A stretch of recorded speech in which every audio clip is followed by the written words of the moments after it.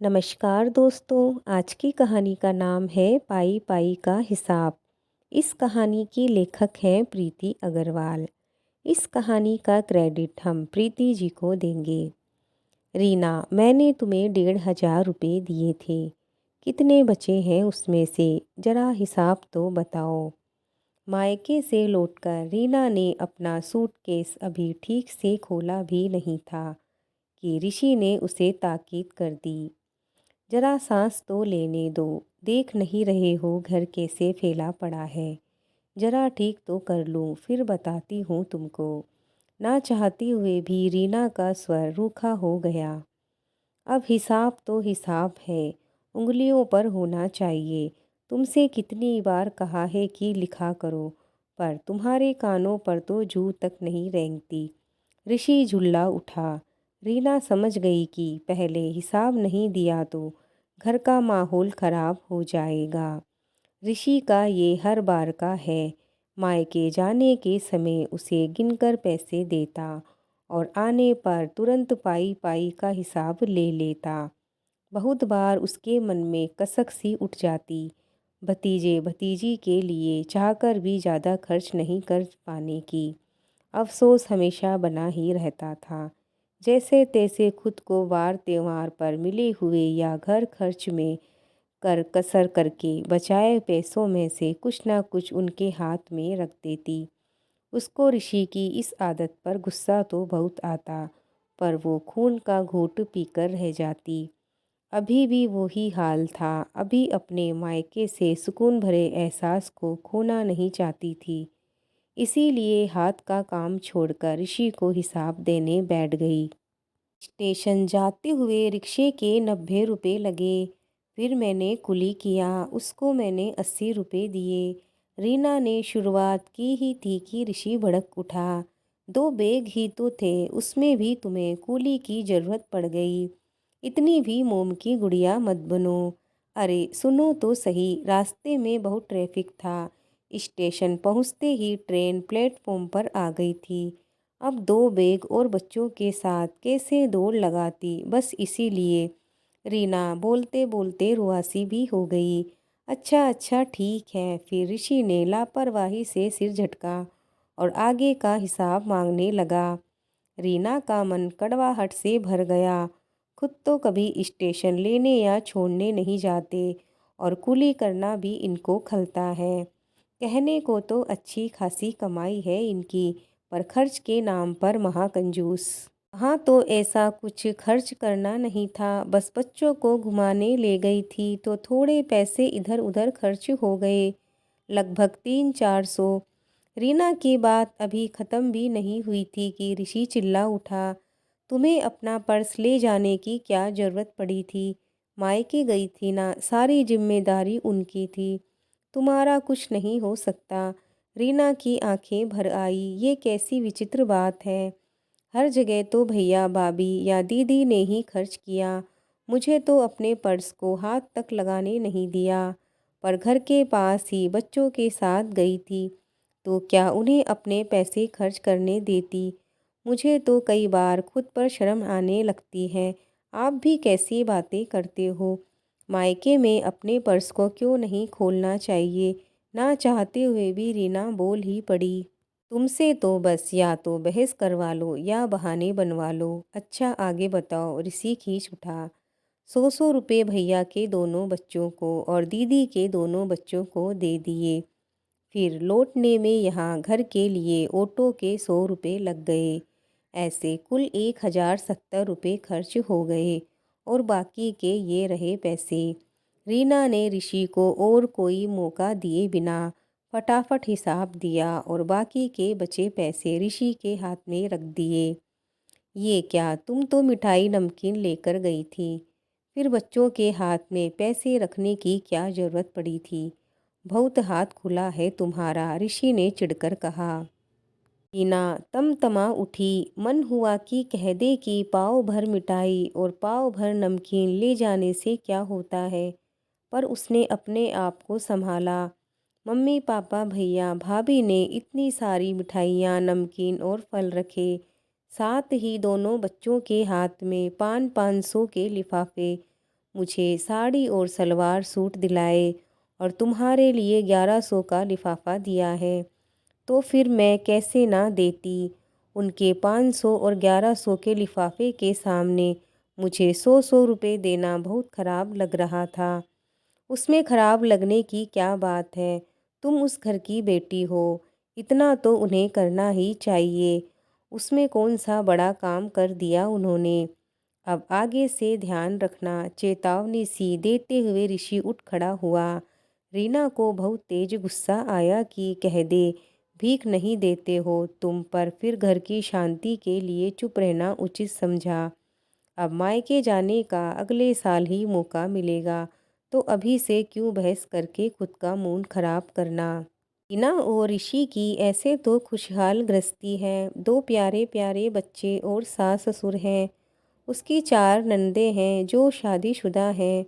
वो खुद भी 2 बहनें और 1 भाई हैं। हर प्रकार से सुखी और संपन्न होने के बावजूद ऋषि का ये व्यवहार उसकी समझ से परे था। मायके जाते हुए पैसे गिनकर देना, फिर पाई पाई का हिसाब लेना।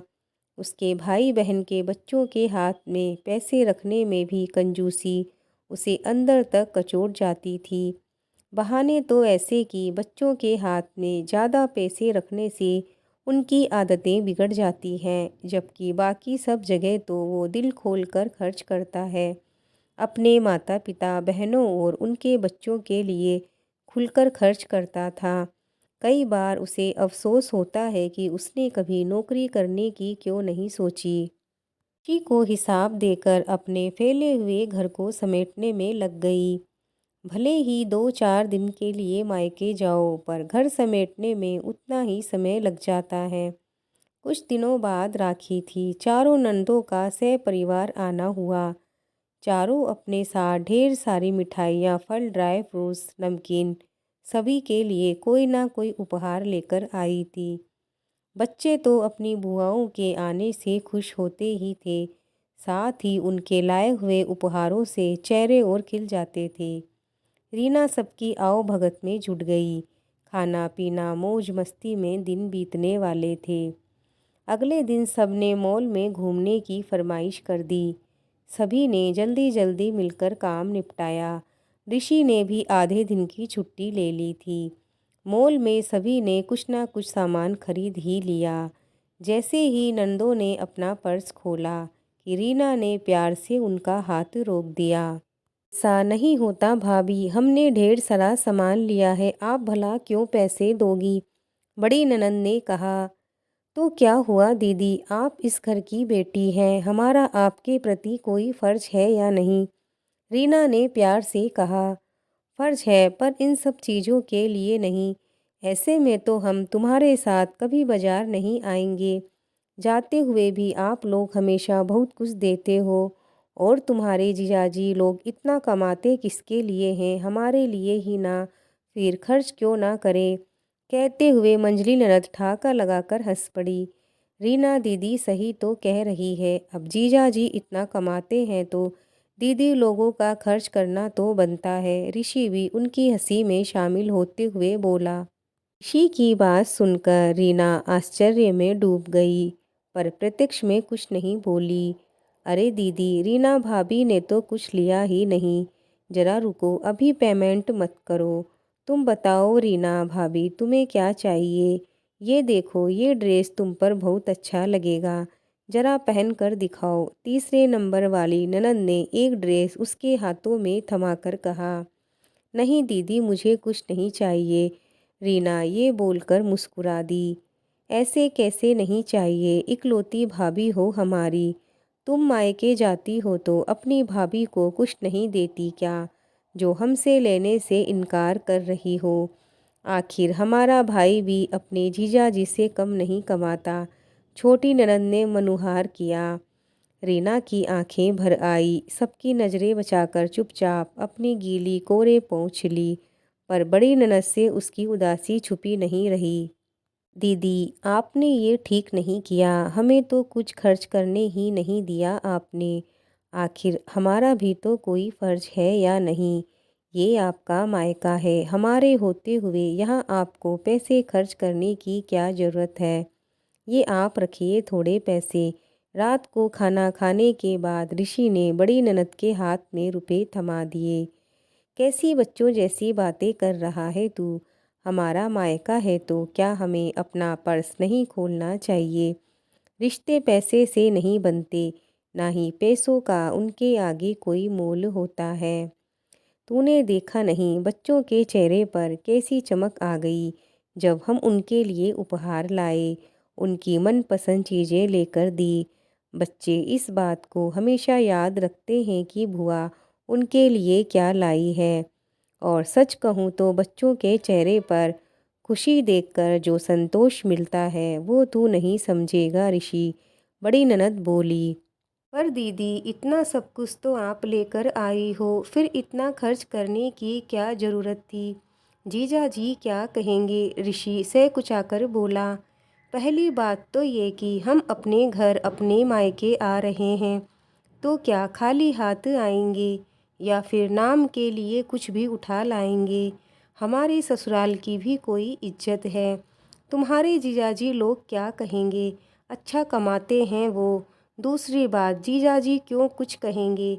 पूरे साल हम अपनी ससुराल के सबके सुख दुख का, हर चीज़ का इतना ध्यान रखते हैं, सबके लिए अपने अस्तित्व को भी भूल जाते हैं, तो अपने मायके में थोड़ा भी खर्च करने का हमारा कोई हक नहीं है क्या?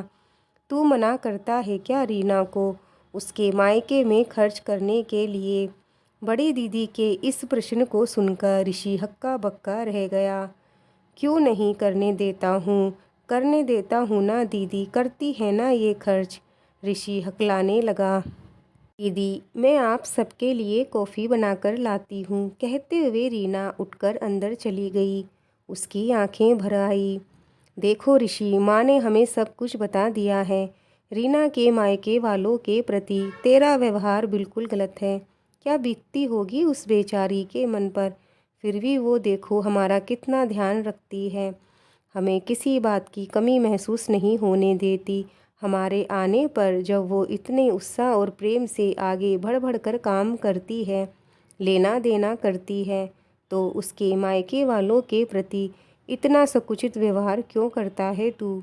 वो तेरी भी ससुराल है, जैसे रीना अपने ससुराल वालों की खुशियों का ध्यान रखती है, उन्हें भरपूर मान सम्मान देती है, तुझे भी उन्हें देना चाहिए। और माँ आपकी भी गलती है, आपको ऋषि को समझाना चाहिए था। बड़ी ननद ने अपनी माँ से भी बोला। मुझे माफ़ कर दो दीदी, मैंने सच में इतने सालों तक गलत व्यवहार किया। ऋषि की नज़रें ऐसा बोलकर झुक गई।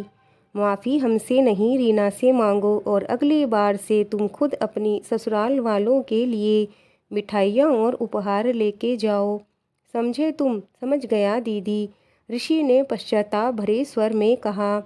हाँ, और अब कोई हिसाब किताब नहीं लेना है। माना कि खर्च का हिसाब रखना चाहिए, पर इस तरह से नहीं।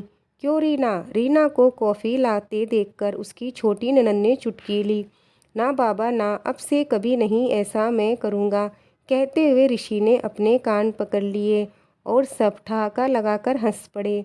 रीना ने अपनी चारों ननदों और सासू माँ के पैर छुए और सब ने उसे गले लगा लिया। दोस्तों, अक्सर देखा जाता है कि कई पति अपनी पत्नी के मायके के लिए बहुत कंजूसी दिखाते हैं और खर्च के पैसों का हिसाब लेते हैं, जो कि बहुत गलत है। दोस्तों, आज की ये कहानी यहीं पूरी होती है। आपको कहानी कैसी लगी हमें लाइक और कमेंट करके ज़रूर बताएं। अगर आप हमारे चैनल पर नए हैं तो हमारे चैनल को सब्सक्राइब करके हमारी कहानियों का आनंद लें। मिलते हैं और एक नई कहानी के साथ।